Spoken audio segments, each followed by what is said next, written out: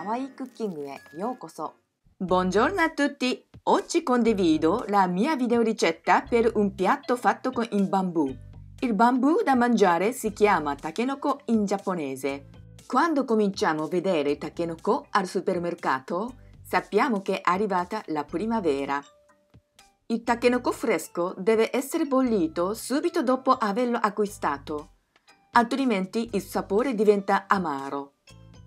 Innanzitutto vi faccio vedere come precuocere il bambù fresco.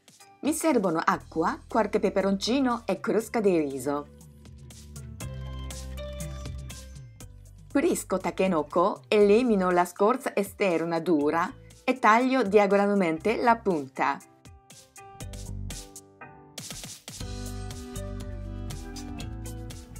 Poi faccio 2 incisioni, come potete vedere dal video.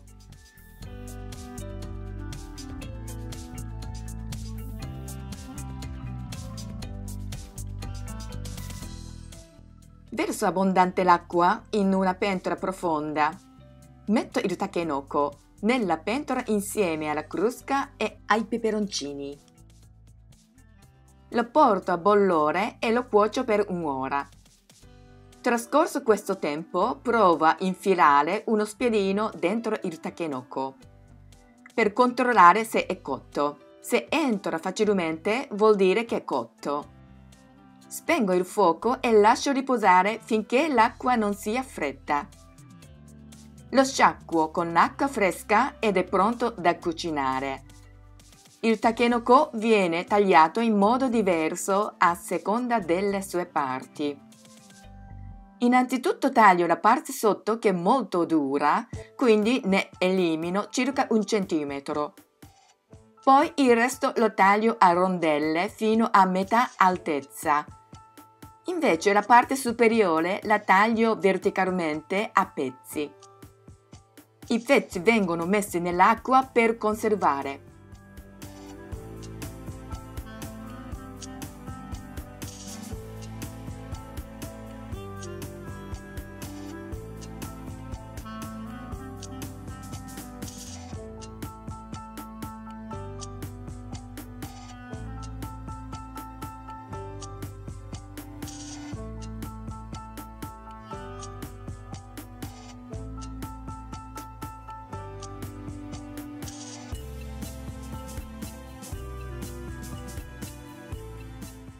Vi faccio vedere come preparare il riso al bambù. Gli ingredienti sono questi.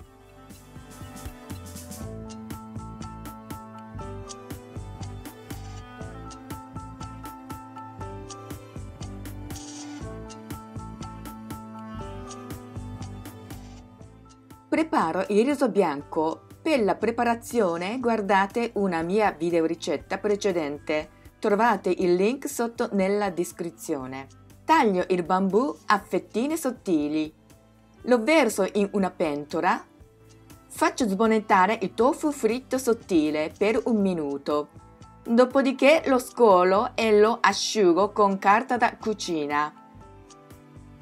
Taglio il tofu fritto sottile a metà della sua lunghezza, poi a striscioline da 1 centimetro e lo metto nella pentola insieme al bambù.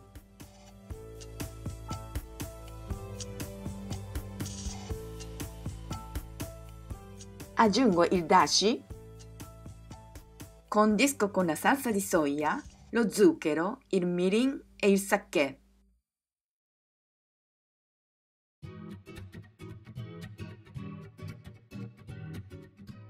Li mescolo bene. Li cuocio per circa una mezz'ora coperchiato.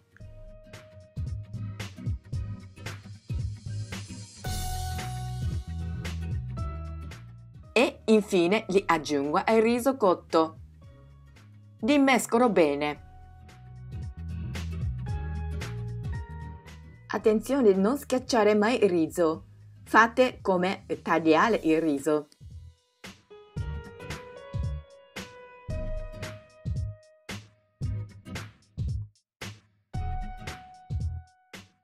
Taglio le foglie di shiso a striscioline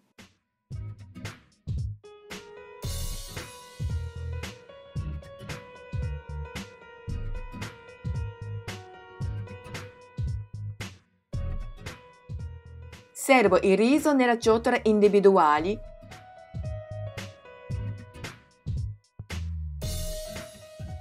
Cospargo con un po' di nori e cospargo con un po' di foglie di shiso.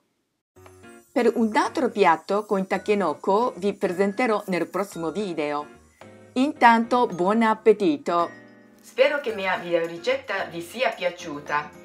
Se così fosse, attendo un vostro like. Se avete qualche domanda o richiesta di nuove ricette, scrivetelo nei commenti. Ciao, a presto, grazie! Come sempre vi invito a iscrivervi al mio canale.